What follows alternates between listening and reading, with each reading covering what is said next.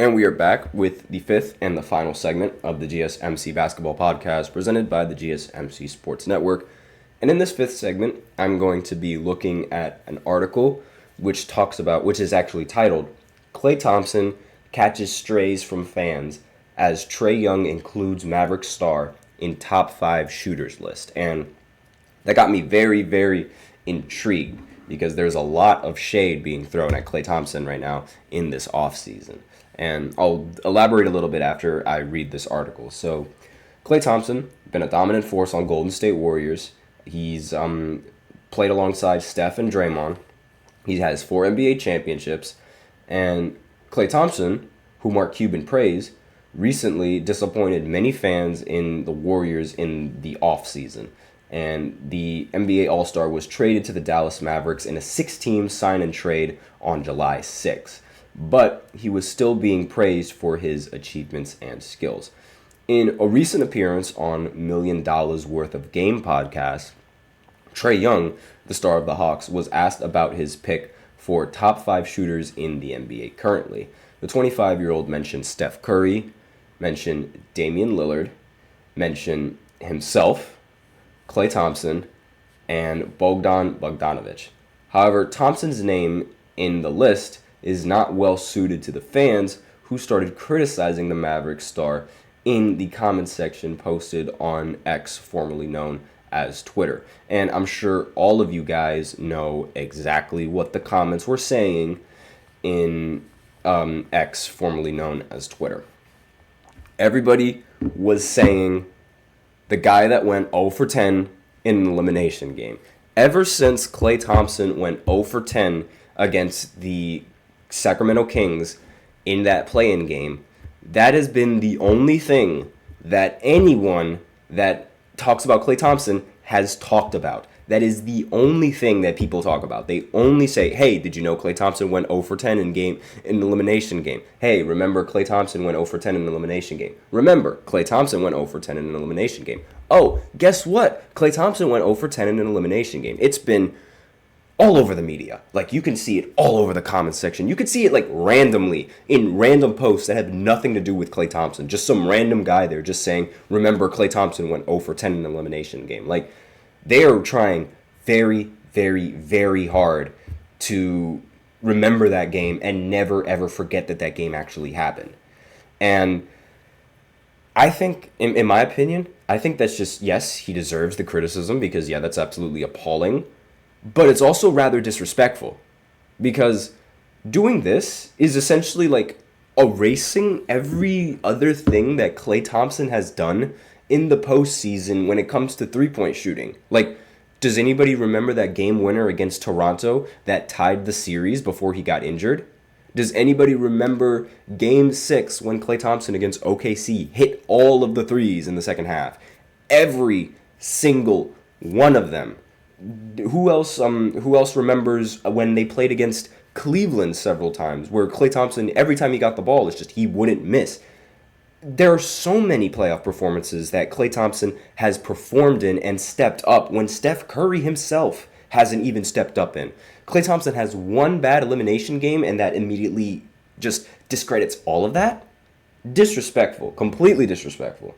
And Klay Thompson recently joined the Mavericks, like the article continues going on, Mavericks after playing 13 dominating seasons with the Warriors. However, his departure was devastating for many fans and his teammates. Along with Curry and Green, several other players also expressed their thoughts on the 4-time NBA champion's exit during a recent interview on Sway's Universe.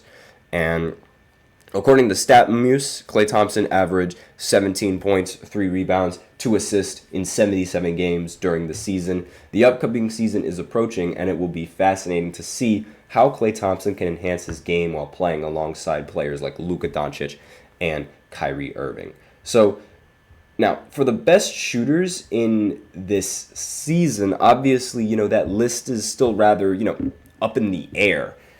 Steph and Dame, like, obviously, I feel like those two have to be included when you're talking about the best shooters now. And, I mean, let's be real. If you were to put any other shooter, aside from Klay Thompson on there, who would you guys put? I'm actually curious. Who would you guys put there on the top 5 shooting list for the NBA currently right now, because quite frankly, I can't really think of one in the NBA. Like right now, I can't really think of one that I would want to put over Klay Thompson. And yes, I know that's it's a little bit niche, because it's like Klay Thompson, he didn't really play well or as well as we're used to seeing him, and I completely understand it. And there's so many, other players that you could argue shot a lot better from three. There's a lot of players. I'm looking at the 3-point percentage right now from a lot of these players, and yeah, it's a very huge difference, like in terms of percentage, like just how much better a lot of these players have shot over Klay. But again, if I were to give the ball to anybody in a catch and shoot, and I would rely on Klay, I would for sure rely on Klay Thompson to hit that three. And I don't know, maybe you could probably put somebody like Kevin Durant in that spot instead, even though I don't really agree with that. Maybe even Paul George as well, you could argue. But again, I'm not entirely sure how you would who would be a better 3-point shooter. Like, who would you put in aside from Klay Thompson in the 3-point shooting category? Because there's several options, right? You can put Grayson Allen over there. You can even put Luke Kennard in there, even though he didn't really play that many games. There's so many good players that have definitely that deserve to be on this maybe over Klay Thompson. But again, I can't really think of one. I genuinely cannot think of one. LeBron shot better from three than Klay Thompson, so I can't entirely base it off of field goal percentage and 3-point shooting percentage, because if we were to base all of that off of 3-point percentage and field goal percentage, then it just wouldn't be fair to somebody like Klay Thompson, because you also have to remember that it's not just about hitting shots. It's about the shots that you can hit and how frequently you can hit those shots. So if you are, let's say you're a catch and shooter, and let's say you're a great corner shooter, like PJ Tucker, for example, great corner shooter, fantastic corner shooter, and a very, very consistent corner shooter, arguably one of the most consistent corner shooters that the NBA has seen recently. Are we really going to put him in a top shooting category just because of his high 3-point shooting? I don't think so. There's a lot of other factors that go into that, like maybe just how well you can shoot off the ball, how well you could shoot off the dribble, all of those things that go into shooting, as well as how deep you can shoot. A lot of those things, they go into, at least in my opinion, they go into it when factoring, who are the best shooters in the NBA. And again, LeBron shot better from three than a lot of players did in the NBA last season. And I know for a fact nobody is going to agree with LeBron being one of the top 5 shooters in the NBA. I guarantee you nobody's going to agree with that, because they're all going to be like, oh my God, seriously, LeBron, really? Boo. Because, he's LeBron.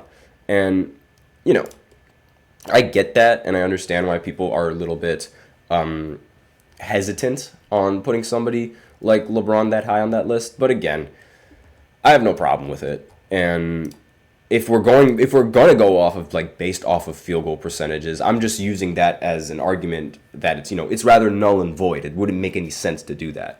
And which is why it's rather difficult to deciding who is a very competent 3-point shooter. And I'm looking at the 3-point shooting list right now. I can't pick a player that I would put over Klay Thompson.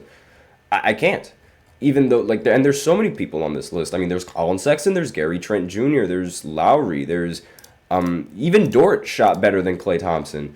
Grayson Allen, Luke Kennard, Al Horford, Roy Hachimura, Jamal Murray, and several players, they shot phenomenally from three, and they shot better than Klay Thompson. But obviously, those guys aren't better shooters than him. Let me know in the comments what you guys think and who you would put as a better shooter than Klay Thompson, because quite frankly, I can't really come up with one.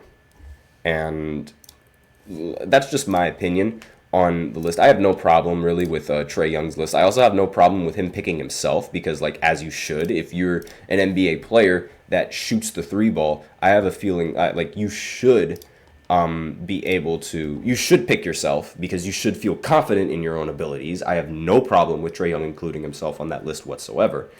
And really, the only problem that I have is just the fact that everyone just keeps criticizing Klay about going 0 for 10 in an elimination game as if, shooters and players, they have to be perfect and like completely flawless in the game. And that's just not happening.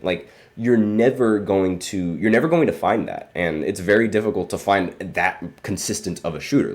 Shooters shoot. Some games you're going to go 10 for 10. Some games you're going to go 0 for 10. I really don't think we should keep milking it. But that's just me. And I'm a LeBron fan. I had to deal with Klay Thompson kicking LeBron's butt in the postseason alongside with Steph and and Kevin Durant. And I'm over here saying that the disrespect to Klay Thompson is a little bit much. So that should tell you just how bad the comments have been about him.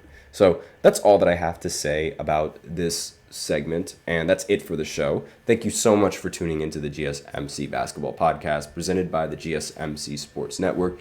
Your support means a lot to us, so remember to subscribe to the show, leave a positive review. It really does make a difference. We also invite you to follow us on Facebook, Twitter, TikTok, and Instagram for more content and updates. As usual, please remember to use the link in the description to get your comments recognized, or the link displayed below the ticker on every show segment.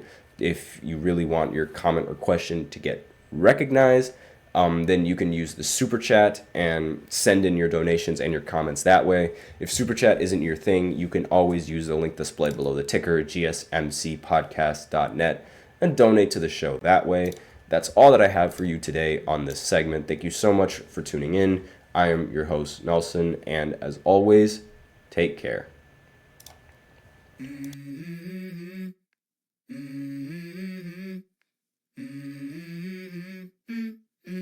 Let's go. I wake up to a little bit of drool on my pillow, feel like it's gonna be a bad day. Yeah, I'm tired of shit, and the coffee ain't hit yet. Damn, ain't that great. I don't wanna go to